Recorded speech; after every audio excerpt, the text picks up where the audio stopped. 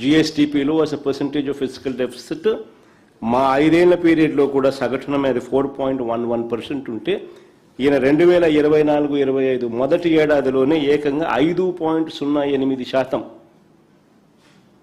దాటేశాడు. రాష్ట్ర ఆర్థిక వ్యవస్థను నడిపించే విషయంలో చంద్రబాబు నాయుడు గారి విధ్వంసపు రికార్డుకు ఇది నిజంగా చిత్రపటాలుగా నిలబడుతుంది. మామూలుగా ఏ రాష్ట్రమైనా కూడా ఎన్బిసి అంటారు, అంటే నెట్ బారోయింగ్ సీలింగ్. ఏ రాష్ట్రమైనా కూడా net borrowing ceiling which is stipulated by central government, ఎన్బిసికి లోబడి అప్పులు తీసుకోవాలి.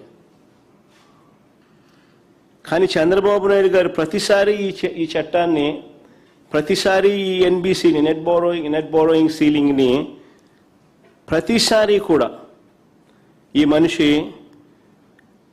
ఉల్లంఘిస్తూనే ఉన్నాడు. ఒకవైపున ఉల్లంఘిస్తాడు, మరోవైపున బిల్డప్ మాత్రం ఇస్తాడు.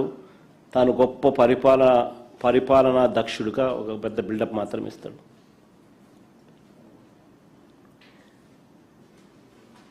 వాస్తవాలు చూస్తే 2014 నుంచి 19 కూడా, అంటే గతంలో చంద్రబాబు నాయుడు గారు ఇంతకు ముందు ముఖ్యమంత్రిగా ఉన్నప్పుడు కూడా, అప్పుడు కూడా నెట్ బారోయింగ్ సీలింగ్ ఎన్బిసిని అనుమతించిన దానికన్నా, అంటే ఎన్బిసి ఏదైతే నెట్ బారోయింగ్ సీలింగ్ అనుమతించిన దానికన్నా ఆ 5 ఏళ్లలో కూడా 29,099 కోట్లు అధికంగా అప్పులు తీసుకొచ్చాడు ఆయన.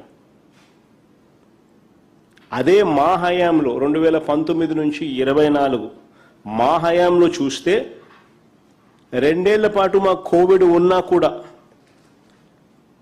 దీనివల్ల ఆదాయాలు తగ్గినా కూడా, ప్రజలను కాపాడుకోవడం కోసం ఎమర్జెన్సీ సేవల రూపేణా భారీగా ఖర్చులు పెట్టే పరిస్థితులు ఉన్నా కూడా,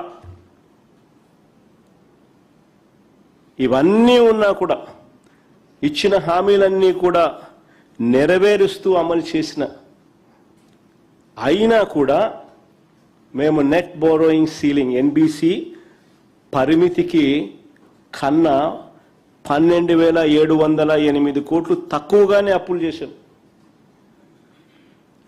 మా 5 ఏళ్ల ట్రాక్ రికార్డ్. చంద్రబాబు నాయుడు గారు అధికారంలోకి రాగానే మళ్ళీ సీన్ రివర్స్. ఫిజికల్ డిసిప్లిన్ అనేది గాలికి ఎగిరిపోయింది, మళ్ళీ సీన్ రివర్స్. తాను అధికారంలోకి వచ్చిన తొలి ఏడాది 2024-25లో నెట్ బారోయింగ్ సీలింగ్ అంటే పరిమితికి మించి ఏకంగా 17,953 కోట్లు అధికంగా అప్పులు తీసుకొచ్చారు. ఎన్బిసి సీలింగ్ కన్నా కింద కనపడతాయి చూడండి. ఇక 2025-26 ఏడాదిలో పరిస్థితి చూస్తే ఇంతకన్నా ఘోరంగా ఉంది. ఈ 2 ఏళ్లలో చంద్రబాబు తెచ్చిన అప్పులు ఒకసారి గమనిస్తే, చంద్రబాబు నాయుడు గారు తెచ్చిన అప్పులు, కుదుర్చుకున్న అప్పులు, వీటి గ్రాస్ అప్పులు, వీటికి సంబంధించిన గ్రాస్ అప్పులు ఎంత అని చూస్తే 3,20,000 కోట్లు దాటాయి. 3,20,000 కోట్లు దాటాయి ఇప్పటికే. మా 5 ఏళ్ల పీరియడ్లో కూడా మేము తీసుకొచ్చిన అప్పులు 3,31,000 కోట్లు అయితే, ఈయన తీసుకొచ్చిన అప్పులు, ఈయన కాంట్రాక్టెడ్ అప్పులు గ్రాస్గా చూస్తే 3,20,000 కోట్లు దాటాయి. ఇంకోటి ఏమేమి కార్పొరేషన్ నుంచి ఎంతెంత అప్పులు తాను కాంట్రాక్ట్ చేసినాడు, ఎంతెంత అప్పులు తాను తీసుకొచ్చినాడు, అన్నీ కూడా ఈ టేబుల్లో పొందుపరచడం జరిగింది. వీటికి అన్నిటికీ కూడా జీవోలు కూడా ఉన్నాయి.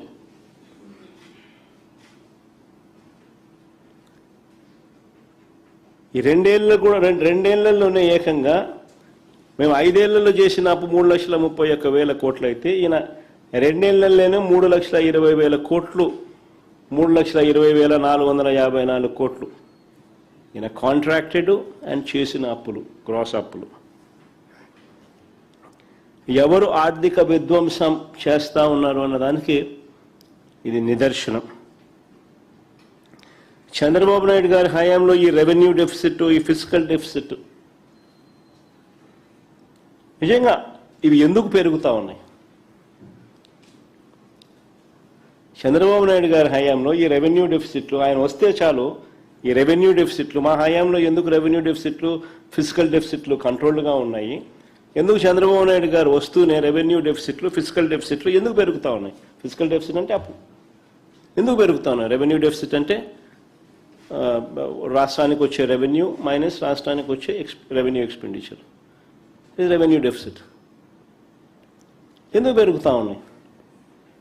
పెరగడానికి ప్రధానమైన కారణం ఏమిటి అంటే రాష్ట్రానికి రావాల్సిన ఆదాయాలు రాష్ట్రానికి రావడంలో విచ్చలవిడిగా జరుగుతూ ఉన్న అవినీతి, దోచుకో పంచుకో తినుకో, అందరూ జాయింట్గా